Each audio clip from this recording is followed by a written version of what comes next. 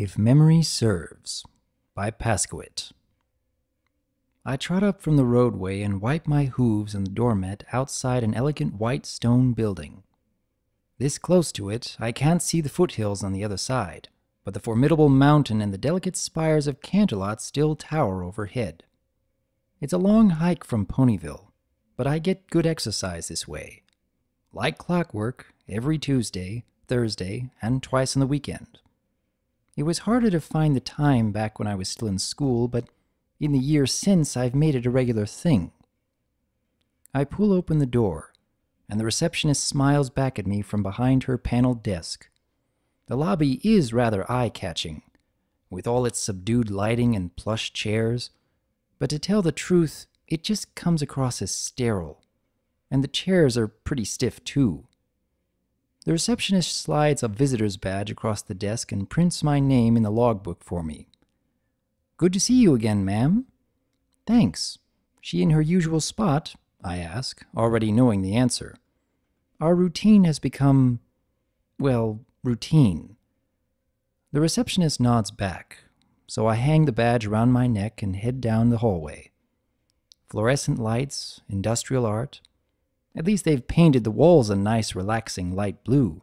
It makes it feel a little bit like being outside. A little. Open doorways file past me, one after the other. Even after all the time I've spent here, I've never paid enough attention to learn which is which, or at least on this hall. I glance into the third or fourth room. Hoofball pennants cover the walls, and I think I hear an announcer previewing today's Cloudsdale-Baltimore game on the radio. In the next, a fine cherry table holds a collection of crystal vases, each with a sprig of baby's breath or goldenrod or some other wisp of color. Yet another has a bare mattress with a few suitcases piled on it, and a stallion staring blankly at the wall. I wave to him, but I don't think he notices. I push through the double doors at the end of the hall and cross the empty cafeteria. From the kitchen, clinking dishes and the low bang of stainless steel echo, I can already smell a nice potato soup cooking. Some pasta sauce, too. Should be a good lunch today. But that's still a few hours off. Out on the other side of the cafeteria, I walk onto a veranda, and I see those hidden foothills now, all wild and tangled. Just a few scrubby trees and a sea of tall, dying grass that waves in the breeze. And a cool breeze at that. The wind's had a good nip of autumn in it for some time now. And above it all, Canterlot, with the morning sun playing off the castle's stained glass windows. If I squint, I can just make out the ones honoring my sister and her friends. I think so, anyway. I glance to the right, and at the end of the veranda, a mare sits there by herself at a cast-iron table. I walk over quietly and take the seat next to her, but her gaze never wavers from a stand of maples in the distance. "Rarity?" She blinks a few times and jerks her head toward me. "Oh, I'm sorry, Apple Bloom, I didn't notice you there." Back into the chair's cushion I sink, and I point a hoof at her teacup. "How's the brew today?" "Oh, good, good. Darjeeling, if I'm not mistaken. It's nice on a cool morning, but it should warm up later." Her eyes go out of focus, and she returns to watching those same trees. "Beautiful colors this year. I'm not sure I've ever seen them so vivid." Yes, a few of them have turned early. Brilliant reds and oranges. I nod at her. "So, how has your day been so far?" "I can't complain, dear," she says, flicking a hoof. "Making my rounds. I enjoy it, of course. Not too many of the patients up and about yet, though. I know they appreciate younger folks like us dropping by to make the place feel a little less stuffy. Especially you. Your energy spreads around, you know." I laugh and pat her hoof. "I know, Rarity. It's nice to help. Well, I'm glad you could meet me for morning tea again, Apple Bloom." Her eyes wander up to the spires on the mountain, and she breaks into a big smile that takes her whole face to contain. "Every pony from Ponyville makes it up here from time to time, but you and Pinkie Pie do the most. In fact, Pinkie had dinner with me just 2 nights ago, after my shift ended. That's great. And how is she? Rarity pauses to take a sip of tea and pat her mouth with a napkin. Good, I suppose. Complained of a bit of arthritis again. She purses her lips and wrinkles her brow at me. I'm sad to see her get it at such a young age, but all those years of bouncing around must have played havoc with her knees, and yet she won't stop. She giggles into her teacup, which still hovers up by her muzzle, and I have to answer with one of my own. You always did love talking about all of them. Feel like sharing any more stories? You must have quite a few that I've never heard before.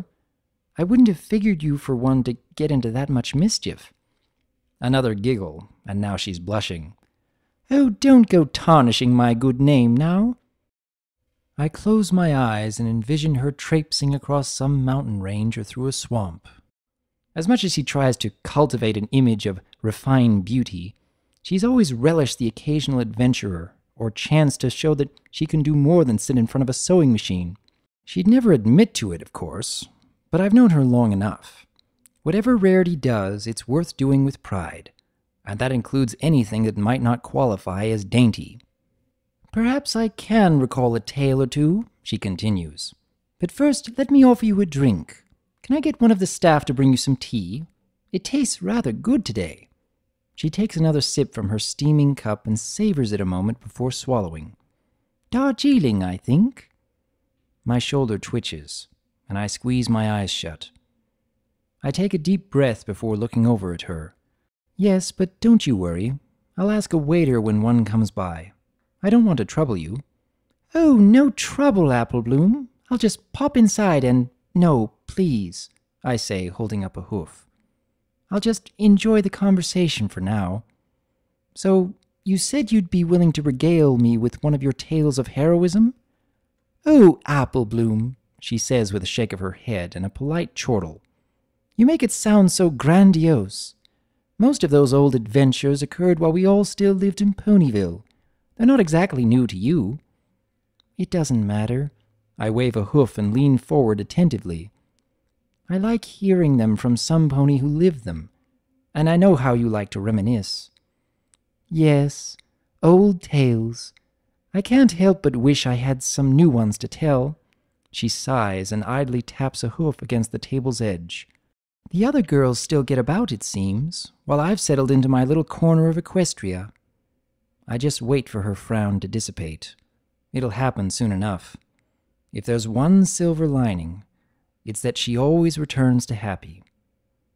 What about that time you defeated that dragon? I prompt. Oh yes, that, She chuckles and floats her cup back onto its saucer. Yes, Pinkie Pie kept us in quite good spirits that day. We needed it, since there was more than a few arguments along the way, she adds, raising an eyebrow and reaching for her teaspoon to give her drink another stir. About what? The same old things they always argue about, I suppose, but I don't mind hearing it another time. This and that, nothing important. But when we arrived, what even gets into Pinkie Pie's head? Just picturing her in that ridiculous get-up. Rarity nearly bursts out laughing, but she settles for dabbing a napkin at the trickle of tea on her chin, and folding her ears back at the indignity of being caught in such an unladylike moment, I'd guess. But when she checks, I'm conveniently looking the other way. Yes, she starts up again. Rainbow Dash kicked that dragon squarely between the eyes, and if there was any doubt, she adds a sharp nod, I gave him a stern talking to. We never saw him again. I enjoy a nice chuckle at her upturned nose. Yes, pride in everything, even something as unrefined as shouting down a dragon. Except I know. I remember too, of course. I was still quite young at that time, but that black cloud over town will stay in my memory forever. Rarity nods gently, always the one to acknowledge a compliment graciously. Her eyebrows shoot upward. Oh, I apologize. I've been an inconsiderate host. May I offer you a drink? I sink into my chair a little farther and sigh. It's all right. One of the waitstaff will come by soon. Don't worry yourself with it. A few long minutes of silence pass. Just that grass hissing in the distance and a few bird calls breaking it. I'll try again. Is that all you remember about that day? She shrugs. Well, what more would I say about it, dear? We confronted the dragon. He left. End of story. A few more minutes and I begin to wonder if she's fallen asleep. But when I look over, her eyes are following a bright orange leaf as it floats to the ground in fits and starts. She lets out a snort. What? Oh, I was just thinking, Applebloom. She rests her chin on a hoof. About? The leaves just reminded me of the one time Rainbow Dash and Applejack decided they'd act like a couple of bickering colts, marking out their territory and crowing about it. It was during the running of the leaves, you see. Oh, you were there. I didn't realize. I know the story, of course, but I'd never heard her tell it. I sit up straighter and turn my chair a little toward her. Yes, she says, drawing out the word as an arrow pointing at the jewel to follow. I won because of those two. If they'd concentrated on running instead of sabotaging and one-upping each other, they'd have meddled. But there I was, slow and steady, as the saying goes. I thought that was Twilight? I say, squinting at her. Twilight? She searches the floral pattern on her teacup for some clue. Oh, Princess Twilight. No, dear, the princesses don't compete. I swallow and fiddle with my hooves. I know how she gets, but I press on. She wasn't a princess yet, Rarity. Are you sure? She holds a hoof up to her chin.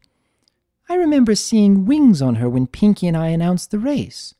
I could see absolutely every pony from up there, and the view of those autumn leaves was simply divine. How could you have won if you'd stayed up in the balloon with Pinky? It's a delicate balancing act. Make her think, but don't get her mad. And she sets her jaw, a fire lighting behind her eyes. Are you calling me a liar? No, Rarity, I'm sorry. Just because you're the element of honesty doesn't mean... I hang my head and try to regroup. It was going well, too, but one more thing. That's Applejack. Oh, yes, Rarity says, immediately disarmed. For a second, she frowns at the scenery like she doesn't recognize it. Yes, of course. Applejack, your sister. How is she doing? Slowly, I draw a breath and hold it. Still plodding along. I hear the farm runs great, and these days, I wonder if Granny Smith has found a way to stop aging. Strong as ever. If only, Rarity says under her breath, and a glint runs through her eyes, but only for an instant. The customary smile returns soon enough. Yes, if only. Rarity tut-tuts and reaches a hoof over. Well, don't let me monopolize the conversation, Applebloom. How are you enjoying college? She asks me that every time, without fail. I actually graduated last year. Do you remember attending the ceremony? You rode the train up with Applejack, Pinkie Pie, and Flutter. Yes! I sat next to Flutter. Well, I say sat, but she spent the entire time pacing up and down the aisle and fretting about the state of her finances. At least Applejack stayed quiet, but I don't know why she insisted on toting that rabbit of hers all the way to Canterlot. Waving a hoof around, Rarity nearly knocks her cup off the table. I mean, Pinkie Pie I can understand, but can't Flutter keep from making every pony tense? Fluttershy, I say. Yes, shy. Fluttershy. Why, what did I say? When she gets agitated like this, I don't fight it. Just play along. You have it. That sounds right. I force a smile, and her mood swings right back, laughter bubbling up from her throat. Oh, no matter how much they occasionally got on my nerves, I wouldn't trade my time with those friends for anything. She lets out a sigh. Pinkie Pie visited 2 days ago, you know, she adds, clutching her hooves to her chest. Yes, you said that. I grin at her, more genuine this time. Pinkie's a safe zone. For whatever reason, she won't get mad. Oh, did I? She gives me a half smile in return and drains her teacup. Well, how's your career going along then? Managing a construction company or some such, I imagine? I shake my head. I don't exactly like explaining my lack of long-term employment every other day. Just as I open my mouth to reply, a waiter pokes his head out the door. I motion to Rarity's teacup, and he nods, then disappears back inside. It's not quite that simple, fresh out of school. I mostly do odd jobs here and there, and I have a couple of internships lined up. Something permanent will probably come out of one of them. I glance down at the hoof she has resting on the table. By all rights, nicks and scores from needles should cover the whole thing, but she keeps herself so well groomed. No way she'd allow that. Another pride thing. In her place, I'd probably let it go. The state of my hooves wouldn't make the difference in whether some pony respected me. But I guess membership in the Cutie Mark Crusaders certainly might have desensitized me to having less than immaculate hooves. We can't all run our own businesses right off the bat like you, I observe. I lean over to pat her on the shoulder, but the clink of china on the table draws my attention. An extra cup for me, a plate of lemon wedges, and a fresh pot to share. The waiter pours for us. I squeeze some lemon into my tea, then Rarity's, but before I can toss the used wedge back onto the plate, she takes it with her magic and eats it. I never understood how you could do that, I say through my chuckling. Good for the coat, she mumbles back, still chewing. Natural oils in the rind. Then just eat the rind. It's not so sour. She shrugs, and I enjoy a good laugh. Moments like these make it all worthwhile. Moments when that sparkle returns to her eye, and I could forget. No, for using that word, I bite my lip. Hard. I add a scoop of sugar from the bowl, and the spray of fake oleander in the vase next to it reminds me of the perfume Rarity always used to wear. Funny how smells form such a strong connection to the past. Running through the yard outside Carousel Boutique with the other two girls, the door banging shut repeatedly when we couldn't make up our minds whether we wanted to go play inside or outside. And each trip gave me a fresh whiff of that perfume. I always found it elegant, but more than that, it became something that brought back that feeling of a simpler time, when only the most trivial things seemed so important. Sometimes, I'd give anything to be a filly again. I shake my head and wrench my mind back to the present. And you? Keeping busy? That spark in her eyes only grows. Absolutely. I stay current with the designs coming out of Canterlot, and I do so love making my creations. And I have to say she's lost nothing there. Her clothing and accessories still have that special quality that has only made them even more popular over the years. She can't keep up the same volume as before, but that just means she can charge more, so Carousel Boutique has no trouble staying open, though the building itself doesn't do much except sit there. Not even as a place for the cat. Opalescence isn't around anymore. Rarity never mentions her. Best not to bring it up. Who knows why some things stay firmly lodged in her mind? She never forgets Pinkie Pie. Really, who could? Pinkie Pie this and Apple Bloom that. The two names that she's never at a loss to find. The rest take a bit of prodding to dredge up. But start with one of those or with clothing, and I can sometimes tease things out on a good day. Tell me about the time you attended Twilight's first sleepover. Do you recall spending the night there with Applejack? She blows across her tea and rolls her eyes upward. Twilight? Princess Twilight? No, I never... The huge thunderstorm? You all got soaked? Rarity glares at me through half-lidded eyes and breathes in some of the steam from her cup. Certainly not. That would be unladylike. With a sharp nod, she adds the punctuation.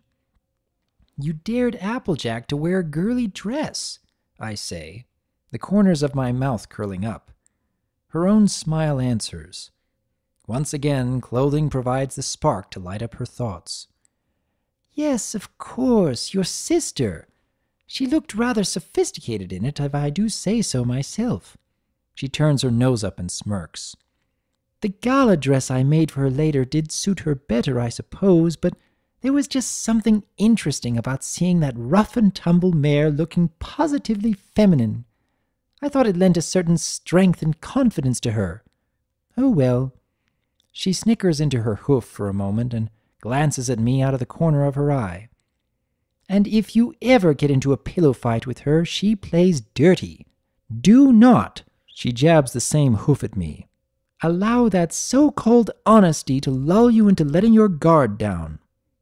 I giggle at her and give her a knowing look. Oh, don't you worry about that. I've gotten on her bad side more than once.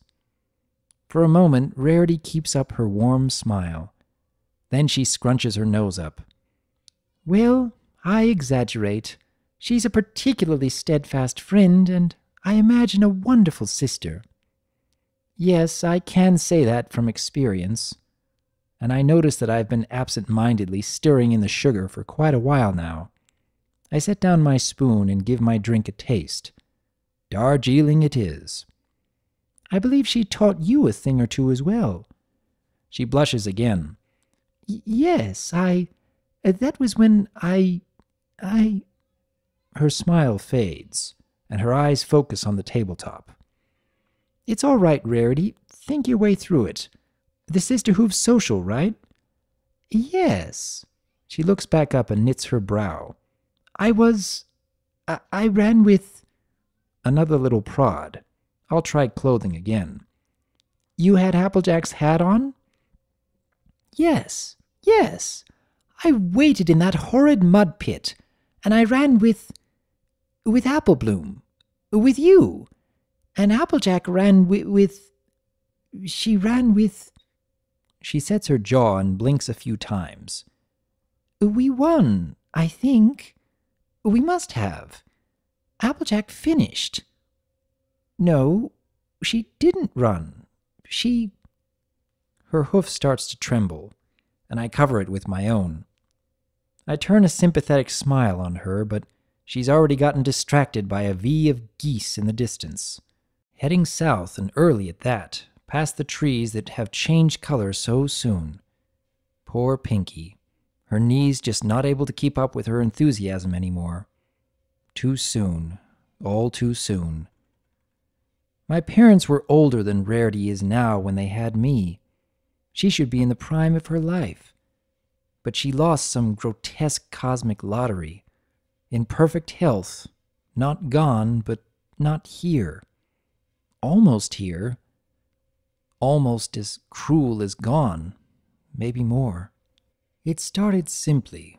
A few missed appointments, not recognizing an occasional acquaintance, neglecting to lock up when she went shopping, repeating herself.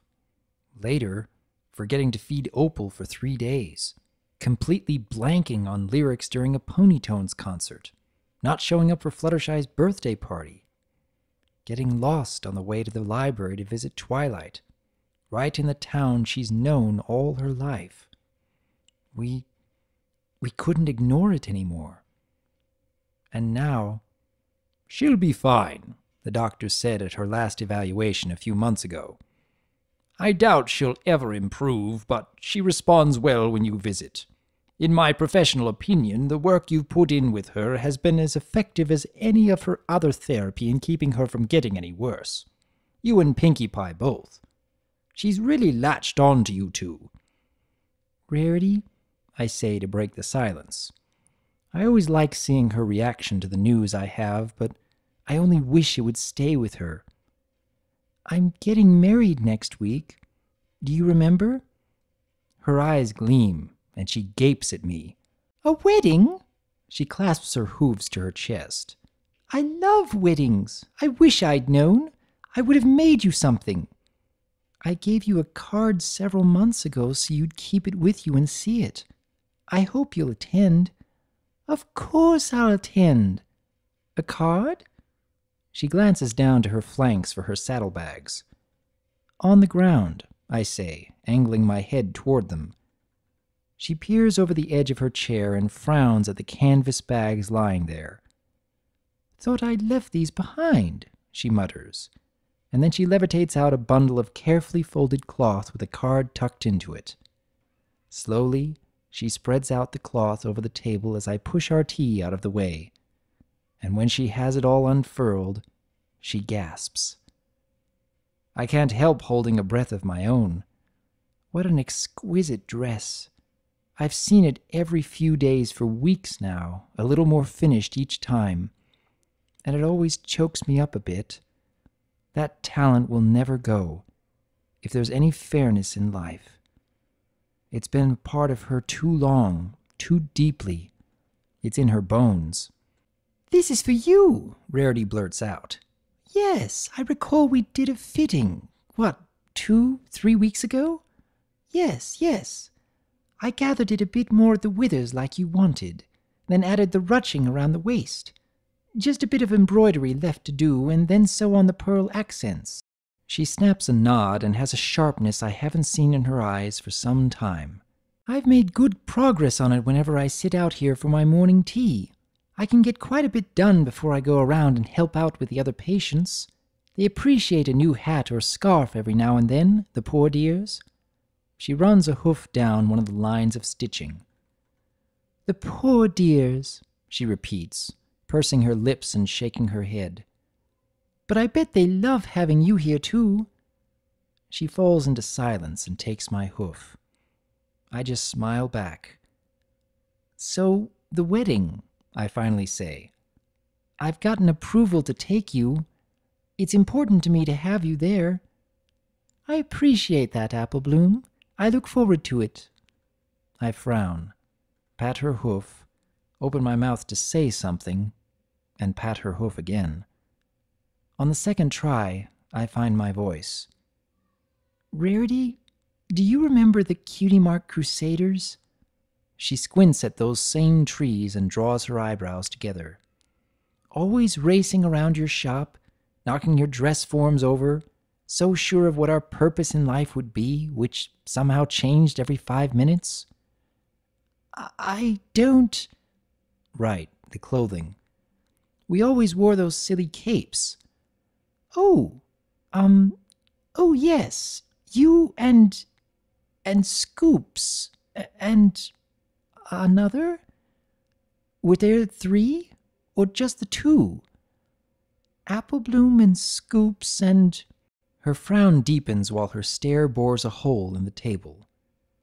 Of all ponies, why does that name come so easily to her? I'm going to try again. It doesn't usually go well. My voice drops almost to a whisper. Rarity, describe me. She starts to look over. No, close your eyes.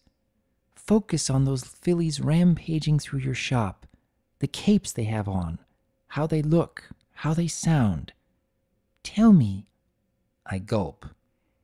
What comes to mind when you think Applebloom? She does as I ask, her eyes shut tightly and her head lowered. A bow, an enormous red hair bow that she always has on. Red mane and tail, pale yellowish coat. I think. She breaks into a grin. Yes, a little angel and a little terror. I'm so proud of how you've turned out, and I know your sister must feel the same way. That's right, I say. That sweet smile. I hate to see it go. Rarity, open your eyes. She slowly swivels her face to me. Her gaze first falls on my white coat, then my two-tone mane, and finally on my horn. Her lip quivers, and a suppressed sob catches in her throat. I hate doing this to her. I think I need it more than she does, and it just makes me feel selfish and callous. Half the time it doesn't work anyway. But the doctor says to keep trying. Rarity draws a shuddering breath, and she has that panicked look, like she's going on a trip and just realized she's left the tickets at home. She keeps breathing heavier and heavier while her mouth works at saying something. My... She shakes her head and holds her hooves to her temples. I get up, rush around the table, and lock her in a tight embrace. Yes, I love you, Rarity. I love you so much. I should be grateful she has it as good as she does. For the most part, she's happy, and she still makes such gorgeous dresses. But I can't help reaching for more. I want more for her. Without letting her go, I kneel down beside her chair to put us on the same level, but she backs out of the hug with a coy little smile. Is it really? The smile doesn't last, and her eyes glisten. How? She sniffles a bit. Then the dress catches her eye, and she's off fiddling with it again. For one glorious moment, I had it. I had my sister for one glorious, painful moment. But just as quickly, it's gone, and she's occupied with something else. Probably for the best. It's all right, I whisper. If I speak any louder, I might... I sniffle and wipe my eyes dry. She'll ask. If she sees, she'll want to know why, and she never understands. So I hold back until my throat aches, take a deep breath, and square my shoulders. It is all right. I'll never give up, but when she needs it, I can be Apple Bloom for her. What's that, darling? She asks, an eyebrow arching, but she doesn't avert her gaze from the dress. Nothing. I love the gown. Will you come to see me wear it at my wedding? I often wonder which hurts her more, blissful ignorance or realizing what she's lost.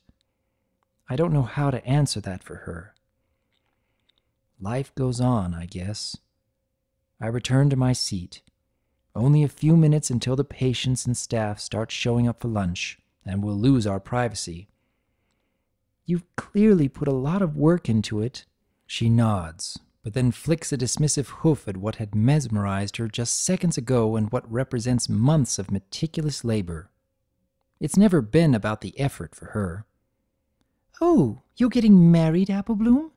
That's wonderful, dear. Congratulations. That's enough for one morning. I don't have any more in me.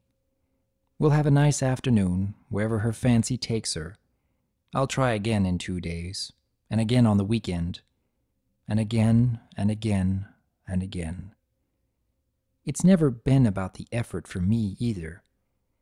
I just love my sister, even if she doesn't know it. That was If Memory Serves by Pascoite, recommended to me by Wayward Pony. This story may not be something that a lot of us can relate to, at least as of yet. But I would bet that the majority of us at some point will have someone in their life begin to forget who they are, or even who they were. We may or may not be prepared for when that comes to pass, especially if that someone happens to be a person we deeply admire, respect, or even love. How would you react if that happened in your life? Or for those of you who have already experienced something like this, I hope that you will share your thoughts on this story. It may help the rest of us to better appreciate the time we have with those we love. I am Dr. Wolf, and I look forward to hearing from you.